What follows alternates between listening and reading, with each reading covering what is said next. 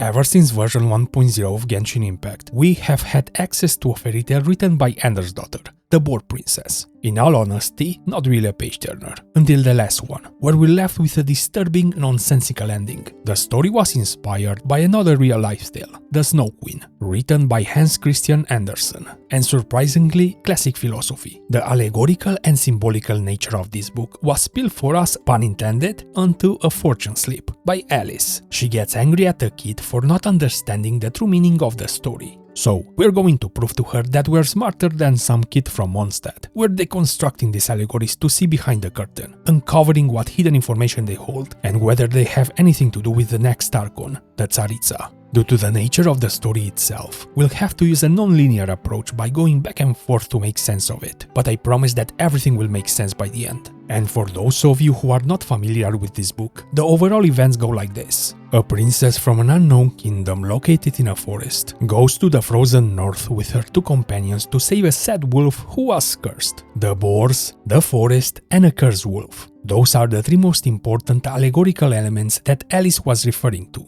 In the myth of ages past, every living being in this world had its own kingdom. Mondstadt was a forest in that age, a playground for the boars. In the forest was the Boar Kingdom, where everyone lived happily under the reign of the Boar King. The story starts by establishing the where and when. At first glance, the setting seems an obvious logical choice by the author. This is a story mostly for children from Mondstadt after all. But in reality, this is a reference to Arcadia, the ancient nation that stood in place of what we know today as the Mondstadt region. You might actually remember this from the very beginning of the game, during a quest given by Kaya about the lost treasures of Arcadia. Andersdotter wants us to draw a connection between this ancient land and the so-called Boars. A connection that will make terrifying sense once we look at it through a less romanticized lens. And to make things even more interesting, the literal historical events hidden in this book didn't actually take place there, nor at the time when Arcadia was still around. So there's a hidden intentionality from the author behind all these choices, but we'll get to those a little bit later. For now, however, we're focusing on the most important part. The Boars. As you probably know by now, in these books, Boars are the equivalent of angels, and they got punished for their transgressions by the primordial master. But that's not the whole story. There's another component that everyone is missing. Let's take a look at this detail from the book. The Boar Princess, beautiful and kind, gave the juiciest and sweetest fruits to her subjects every day. Every boar in the kingdom adored their king and princess, and every day they praised them so. Oink oink, bless our king. As long as he reigns over us, we will never starve. As we can see, part of the Boar tribe receives some form of sustenance from the princess and the king. This mirrors ancient Hyperborean accounts saying that long ago humanity relied on, and I quote, gifts of the firmament to produce enough food to avoid famine. The identity of the Boar tribe is now clear. They represent a unified civilization that was struggling with the exact same problems all over Teyvat. By Wolf's account, we know that the Boars were punished by the Master and transformed into two distinct majority groups. The angels were turned into sillies, which are perfectly represented by the Boars, who sacrificed their muscles to become rabbits, instinctively guiding people to treasures. But what about the other group, the ones who sacrificed their heads? Those boars who placed their heads on the scales became wolves, lizards, and snakes, leaving only their strength. Those who offered their muscles became rabbits, leaping 3 paces to a bound, instinctively guiding people to treasures. To search for the answer, we need to look at the Finno-Ugric folklore. If you've been paying attention to the recent Genshin lore, you'll know that the writers have been pulling heavy inspiration from the Kalevala, making it the perfect place to start our search. In these myths, there's a terrifying demon witch, known as the Mother of Monsters, who is the creator of the world's most unpleasant things. Related to her myth, there are also important figures such as Lempo, Hisi, and Ukko. While the specific details don't matter too much for this story, remember that last name because it's going to be important later on. For now, the most relevant connection is the 3 specific creatures this demon witch creates: lizards, snakes, and wolves. In the context of mythological analysis, transforming into these 3 animals is a potent allegory for stripping away of one's humanity. Think about it. The lizard represents a regression to the primitive lizard brain. The snake is a global symbol for corrupted, deceitful speech. And the wolf is the ultimate mythological symbol for the loss of civilization to the untamed wilderness. Regression of intellect, corrupted speech, and falling to the wilderness. Sounds familiar? So, I will ask you the question again. If the rabbits are the angels who lost their divine forms, who are the other boars who were stripped of their humanity, leaving only their brute strength? At this point, you have probably guessed it. They are the Hilichurls. The angels lost their forms and the humans lost their minds, both suffering a tragic transformation into totally different, unrecognizable creatures under the exact same curse. The curse of the wilderness is most likely the same as the curse of the Sealies, or at least they were both placed during the same time period, different sides of the same coin, affecting different beings differently. Remember Ukko? This lonely frost-armed Lawachurl was ascribed to the nobility of Salvindagnir, a city that fell when the Frostnail destroyed it during the same time period as Hyperborea. He was one of the last surviving humans in this zone when disaster struck. We know this because of the skybox, but this is only our first proof that the curse was placed roughly 6,000 years ago. For even more compelling evidence, we have to dive deep, specifically beneath Watatsumi Island. Don't you find it strange that Enkanomiya, a nation who fell underwater and was sealed during the War of the Funerary Flame, is full of roaming Sealies? We know that their curse was placed, by multiple accounts, during the same time frame as Hyperborea was destroyed, so the same logic should apply to the Hilichurls' curse. They were transformed before the nation fell beneath the water. Have you ever asked yourself why there are no Sealies in Outcry and a very small number of Hilichurls? One of the reasons is because this was the epicenter of disaster, and the other because 6,000 years ago this region was a wasteland, very hard to survive outside the city, so very few humans lived in the wilderness. The current small number of Hilichurls in Outcry couldn't have come from the mainland because the land isn't connected and they can't swim. Once upon a time, they were simply humans, living near the urban area, or refugees who escaped the city just as disaster began. If we take a step back and look at it from an historical perspective, the sequence of events might have looked something like this. The War of the Funerary Flame starts, the Primordial One and the Shades intervene. They notice the betrayal of angels and humans, and Ronova, one of the Shades, based on what we know about her, steps in and curses them. But we know that not all humans were cursed, so what was the criteria for their punishment? Most likely, committing the greatest sin in the eyes of the primordial ruler, the forbidden act of creation, marked their moment of oblivion. Everyone who knew exactly how to create or participated directly in the creation of artificial beings were cursed. That's a power reserved only for the divine, and the arrogation of humankind went too far. In Gnosticism, only the demiurge has the right to create, and everyone else should stay ignorant. It is ironic that, from this point of view, the biggest sinner of them all became the shade that would control the creation of life. You have to wonder what happened there. Having established the whole backstory for the Boar tribe, we're left with one burning question.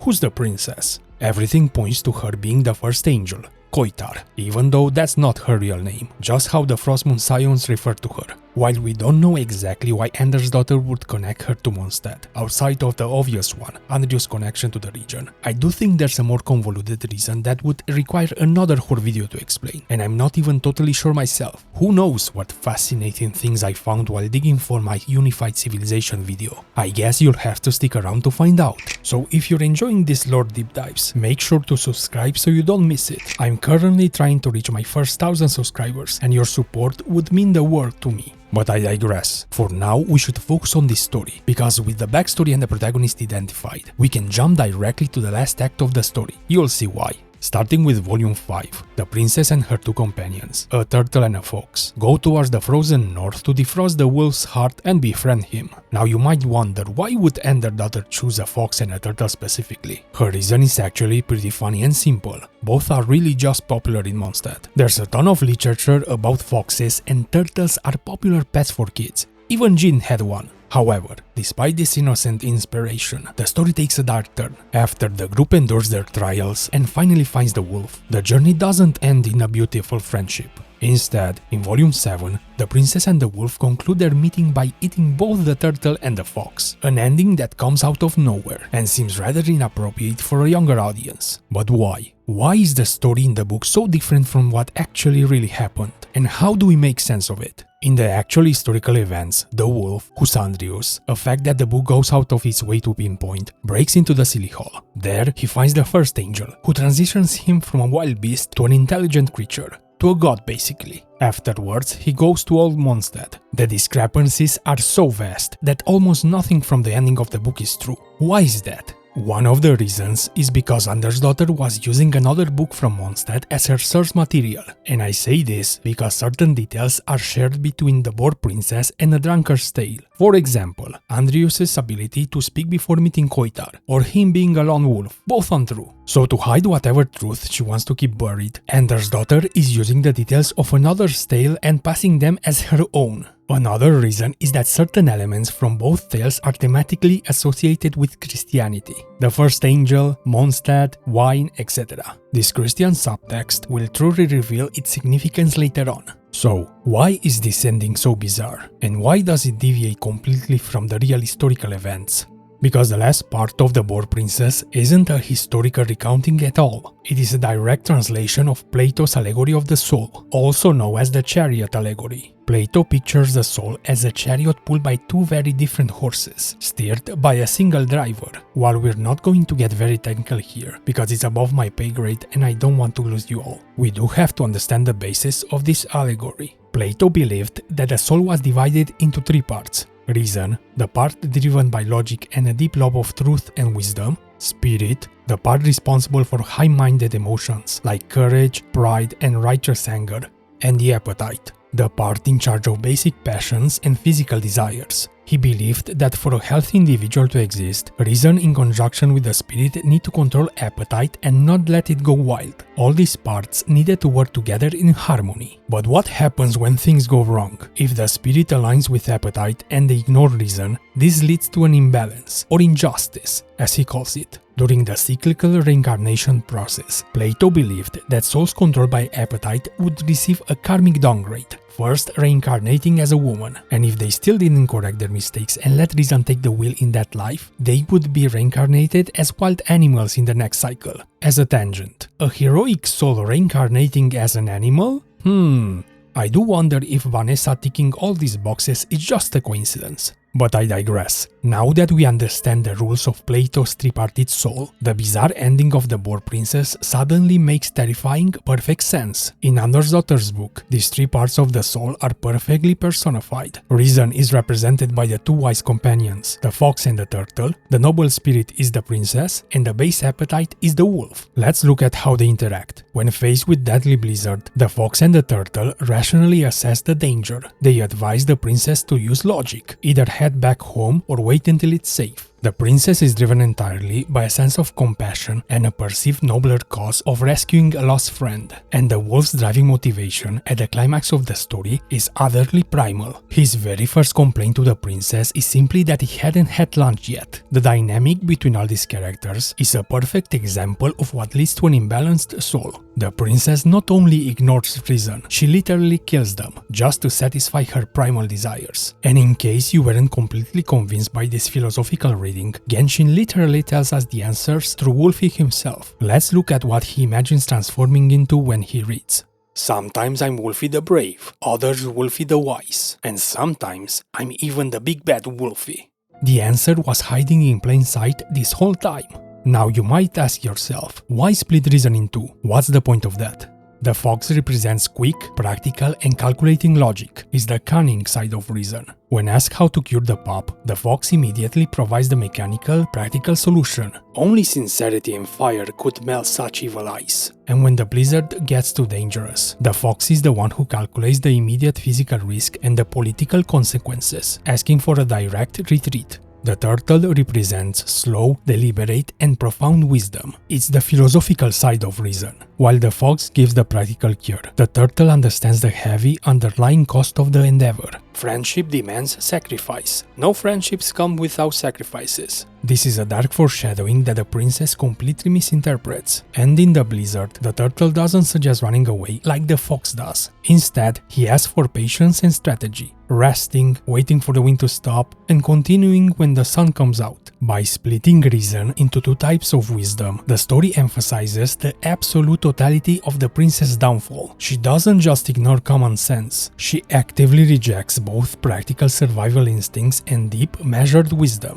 When they eat the fox and make soup of the turtle, it symbolizes the complete consumption of every possible form of logic by blind, ravenous appetite. Okay, that's all good and well, but what is Andersdotter actually trying to say here? Believe it or not, this single allegory is actually commenting on two historical events at the same time. First, we're getting her opinion on the relationship between the first angel Koitar and the Voyager. In this first historical layer, the characters take on a slightly different symbolic roles. Represented by the princess, Koitar becomes completely obsessive under the overwhelming new sensations triggered by love. She ignored every ounce of reason and gave herself to the Voyager, who in this specific context acts as the all-consuming appetite represented by the wolf. She gave them everything they wanted and started a rebellion against the primordial ruler, which we know didn't go so well for them. She gave up her original reason for existing by transforming from a being tasked with delivering divine justice to humanity into someone guiding humanity against divine justice. A complete metamorphosis of identity, all in the name of love. As a side note, I don't think the Voyager is such a benevolent creature as they are making us believe, at least not from humanity's perspective, but that's a tale for another time. The second historical event brings us back to the Silly Hall. We know the first angel elevated Boreas to godhood, but how did she do it? If we take the story from the books at face value, she did it by transferring part of her own soul. And this makes perfect sense. Boreas has the ability to split his soul and give it away. Venti told us that this is a rare ability even among gods. So, where did he learn that? He likely saw it firsthand when the first angel used it on him. In the story, the princess literally feeds him reason. It's an Eucharistic act, consuming divinity to ascend into a superior being. While I don't think a literal physical act of soul devouring took place while they were staying in the Silly Hall, everything is pointing that the soul transfer took place in one way or another, even if this soul sharing might not have been a deliberate conscious act, but rather an unintended miracle carried through the vehicle of her music. Andersdotter clearly believes that the essence of reason was passed on to him anyway, so I have to ask, if the first angel gave away a piece of her soul, is she still the same being? Can she still proclaim the same identity? Most people would say no. To bring this full circle, we have to look back at the overarching inspiration for this book, The Snow Queen. Let's take a look at the Russian translation. The title is literally Snezhnaya Koroleva, but it gets even better. How is the Snow Queen classically depicted in these historical tales? She is almost always showing riding a sleigh or a chariot, pulled by exactly two horses. Does that ring a bell? Because it absolutely should. A chariot pulled by two forces, just like Plato's imbalanced soul. And this is why the Tsaritsa and Koitar have to be inextricably linked, whether the Tsaritsa is Koitar operating under a completely new identity, a fragmented piece of the first angel's soul, or even a vessel possessed by the same imbalanced spirit. The thematic math is perfect. If there's smoke, there's fire. If you enjoyed this deep dive and want to see how all these pieces connect in the future, please hit that subscribe button. Thanks. Drop a comment below and tell me which of the Tsaritsa theories you think is the most likely. See you in the next one.